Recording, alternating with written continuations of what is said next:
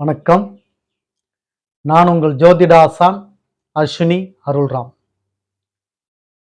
எளிய பரிகாரங்களை பற்றி இன்றைக்கு நாம் பார்த்து விடலாம். நமது நண்பர்கள், பார்வையாளர்கள் நிறைய பேர், ஐயா உங்களது பதிவுகள் ஜோதிடர்களுக்கும், ஜோதிடம் கற்றுக்கொள்ளக்கூடியவர்களுக்கும், ஜோதிடத்தில் நாட்டம் உள்ளவர்களுக்கு மட்டும் பயனுள்ளதாக பெரும்பாலும் இருக்கிறது. சாமானியர்களாகிய எங்களுக்கு உங்கள் பதிவு சரியாக கிடைக்கவில்லை.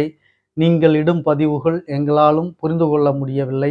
எங்களுக்கும் பலன் பெறும் வகையில் பதிவுகள் கொடுங்கள் ஐயா அப்படின்னு சொல்லி கேட்டுக்கிட்டாங்க. அதற்காக இந்த பதிவை நாம் கொடுப்பதற்கு வந்திருக்கிறோம். இந்த பதிவு பார்த்தீங்கன்னா, பொருளாதாரம் சார்ந்த பரிகாரத்தை பற்றி தான் இந்த பதிவில் நாம் பார்க்க இருக்கிறோம். முதலில் என்னுடைய வருத்தத்தை உங்களுக்கு தெரிவித்துக் கொள்கிறேன். சாமானியர்களாகிய நீங்களும் நம்ம பதிவை பார்த்து பயன்பெற வேண்டும், அதுவும் எனது விருப்பம்தான்.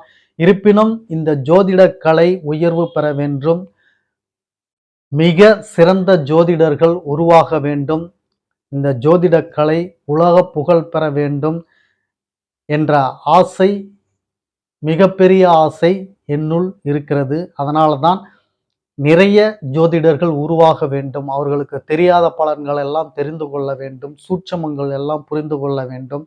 இதை பார்த்து ஏதேனும் ஆர்வம் உள்ளவர்கள் வந்து இந்த ஜோதிட கலையை பயில வேண்டும், இந்த கலையை உயிர்ப்பித்து புகழ் பெறச் செய்ய வேண்டும் அப்படின்ற ஒரு ஆசையினால தான் நம்முடைய பதிவுகள் ஒரு 3/4 மடங்கு இது போன்ற நிலைப்பாட்டிலே இருக்கும். இனி சாமானியர்களும் பயன்பெறக்கூடிய வகையில் பதிவுகள் உங்களுக்கு வந்து சேரும் அப்படின்னு சொல்லிக்கிறேன். இந்த பரிகாரங்கள் இன்றைய காலகட்டத்தில் பணம் தேவை மிக மிக இன்றியமையாததாக இருக்கிறது.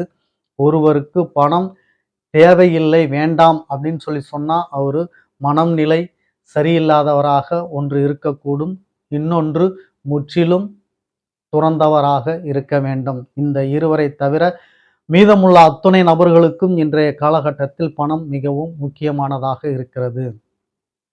அப்படிப்பட்ட இந்த பணத்தை பெறுவதற்கு நாம் என்ன செய்ய வேண்டும், எளிய பரிகாரங்கள் எவை அப்படின்னு சொல்லி இந்த பதிவில் நாம் பார்க்க போகிறோம். பதிவுக்குள்ளே போகிறதுக்கு முன்னால் புதிதாக நமது சேனலை பார்த்துக்கிட்டு இருக்க உறவுகளுக்கு ஒரு சில வார்த்தைகள்.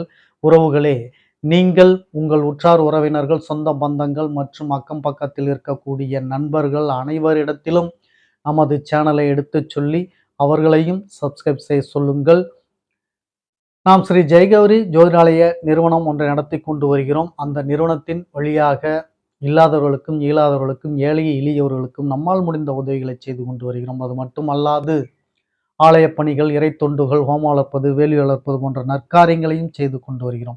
நாம் செய்யும் இந்த செயல்களினால் கிடைக்கப்பெறக்கூடிய புண்ணியங்கள் அத்துணையும் கௌரி ஆன்மீக சேனலின் பார்வையாளராக இருக்கக்கூடிய உங்களுக்கும் உங்கள் குடும்பத்தாருக்கும் கட்டாயம் கிடைக்கும் என்பதில் மாற்று கருத்து வேண்டாம் உறவுகள். எனவேதான் சொல்கிறேன், எல்லோரிடத்திலும் எடுத்து சொல்லி அவர்களை சப்ஸ்கிரைப் செய்ய சொல்லுங்கள். முதலில் பார்த்து கொண்டு இருக்கக்கூடிய நீங்கள் சப்ஸ்கிரைப் செய்து விடுங்கள். அருகில் இருக்கக்கூடிய பெல் பட்டனை ப்ரெஸ் பண்ணிக்கோங்க, லைக் பண்ணுங்க, ஷேர் பண்ணுங்க. வாங்க பதிவுக்குள்ள போகலாம் உறவுகளே.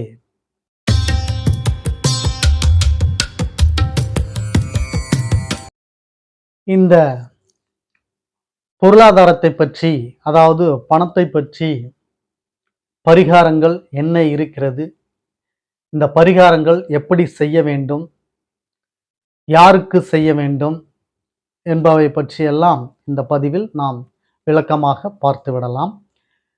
இது ஒவ்வொரு நபருக்கும் அவரவர் ஜாதகம்தான் முக்கியம், இன்றியமையாதது. ஏனென்றால் உங்களுடைய பிராப்தம் உங்கள் ஜாதகத்தில்தான் இருக்கும். அதை தவிர வேறு எங்கும் உங்களது பிராப்தத்தை நீங்கள் அறிந்து கொள்ள முடியாது. உங்கள் பிராப்தம் என்னவோ அதை தான் நீங்கள் அனுபவிக்க முடியும், வேற எதுவும் நீங்கள் அனுபவிக்க முடியாது. இதையும் தெரிந்து கொள்ளுங்கள். நமது பதிவுன்னு எடுத்துக்கிட்டிங்கன்னா இதை சொல்லாமல் இருக்க மாட்டேன் நான். உங்களது பிராப்தம் என்னவோ அதை மட்டும்தான் நீங்கள் அனுபவிக்க முடியும். அதற்கு மீறின எதையும் நீங்கள் அனுபவிக்க முடியாது. எனவே உங்கள் பிராப்தம் எது என்று ஜோதிடர்களின் வழியாக நீங்கள் அறிந்து கொள்ளுங்கள். அப்போ உங்க ஜாதகத்தை எடுத்துங்க. உங்க ஜாதகத்துல நீங்கள் என்ன லக்னம் அப்படின்றது இன்றைய காலகட்டத்தில் எல்லோருக்குமே அறிந்த விஷயம்தான். எல்லோரும் தெரிஞ்சிருப்பீங்க. நீங்க என்ன லக்னம் அப்படின்னு சொல்லி. உங்க லக்னத்துக்கு 2ஆம் இடம் தான் உங்களுடைய பொருளாதாரத்தை சொல்லக்கூடிய இடம். பணம், பொருளாதாரம் இது எல்லாமே ஒண்ணுதான். இந்த பொருளாதாரத்தை, பணத்தை தரக்கூடிய இடம் 2ஆம் இடம். இந்த ராசியின் அதிபதி தான் உங்களுக்கு 2ஆம் அதிபதின்னு சொல்லுவாங்க.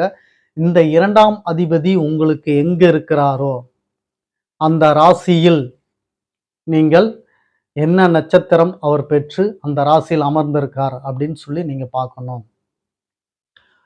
உதாரணத்துடன் சொல்லி உங்களுக்கு சொன்னால்தான் புரியும். அதனால உதாரணத்துடன் சொல்றேன் நான் இப்ப. இப்போ உங்களுக்கு ஒரு தனுசு லக்னம் இருக்குன்னு வச்சுங்க. ஒரு உதாரணத்துக்கு தான் சொல்றேன் நானு.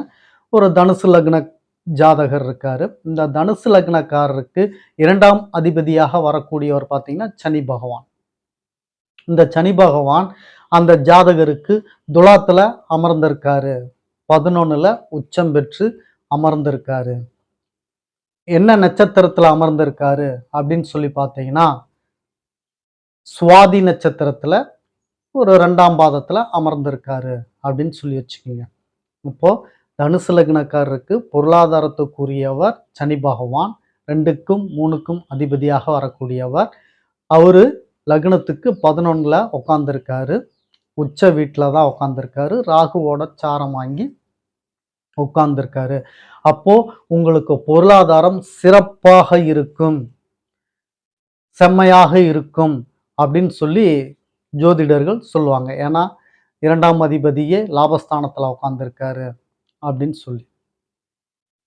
அப்ப அது உண்மையா அப்படின்னு சொல்லி பார்த்தீங்கன்னா உண்மைதான்.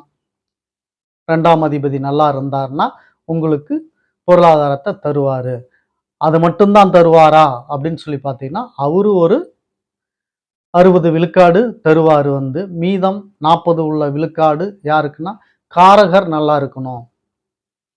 காரகர் யார் அப்படின்னு சொல்லி பார்த்தீங்கன்னா அவர் தான் குரு பகவான்.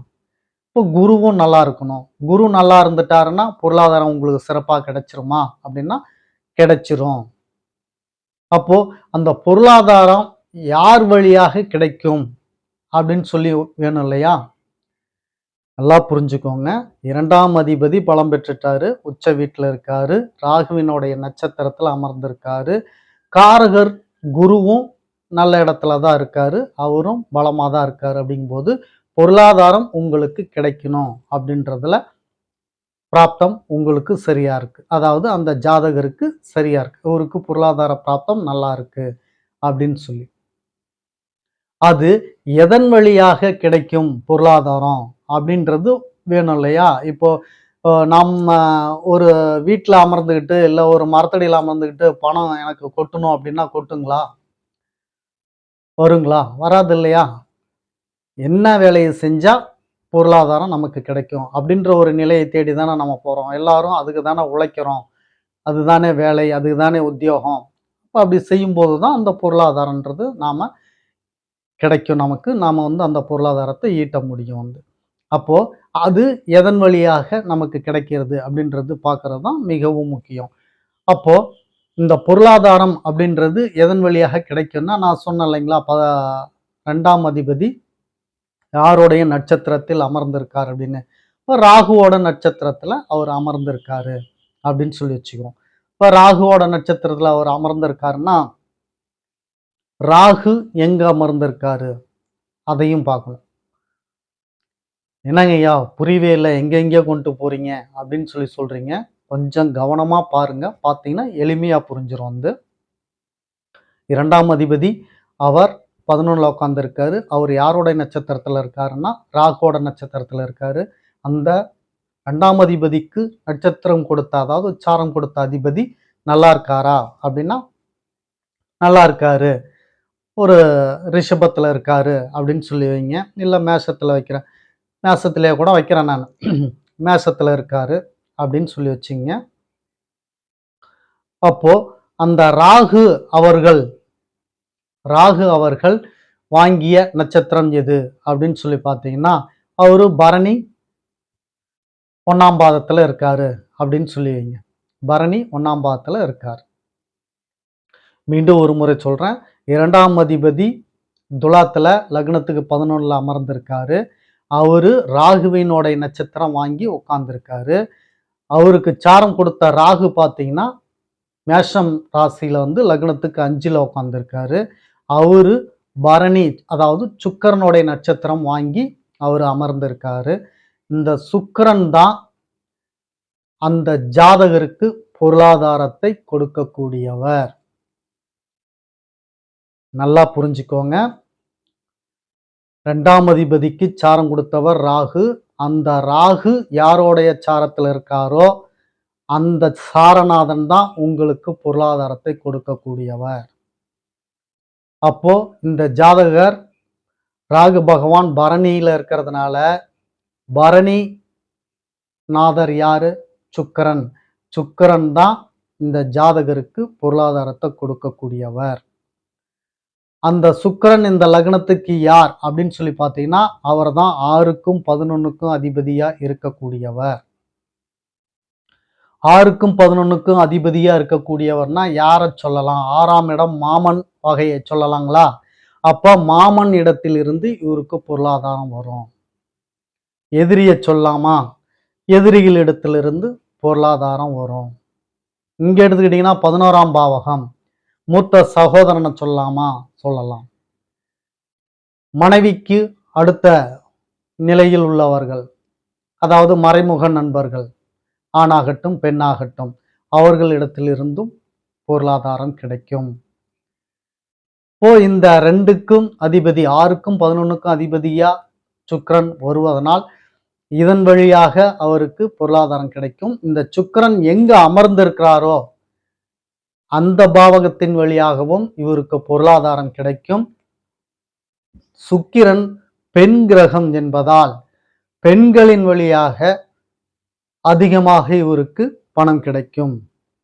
மனைவி வழியாக, கொழுந்தியா, அத்தை, அண்ணி, அக்கா, இப்படி இந்த ஸ்தானத்தில், அதாவது நடுவயது உடையவர்கள் அவர்களின் வழியாக பொருளாதாரம் என்பது இந்த ஜாதகருக்கு பெரிதளவு கிடைக்கும். இதை அடுத்து அவருக்கு பொருளாதாரம் வருவதற்குண்டான வாய்ப்புகள் மிக மிக குறைவு. அப்போ இவர் யாரை பிடித்து கொள்ள வேண்டும்? சுக்கிரனுடைய நட்சத்திரத்தில் ராகு அமர்ந்ததால் இவருக்கு பொருளாதாரத்தை தரக்கூடிய அந்த தன்மையையும் அந்த பவரையும் வைத்திருப்பவர் சுக்கிரன். சுக்கிரன் சிறப்பாக இருந்தால் உங்களுக்கு ஆட்டோமேட்டிக்கா பொருளாதாரத்தை கொடுத்துருவாரு. அவர் கெட்டு போய்விட்டால் அவருக்குண்டான பரிகாரத்தை நீங்கள் செய்ய வேண்டும். அப்போ என்ன பரிகாரம் அப்படின்னு சொல்லி கேட்டீங்கன்னா, ஒரு முதிர்கன்னிக்கு திருமணம் நடத்தி வைப்பது, அதே போல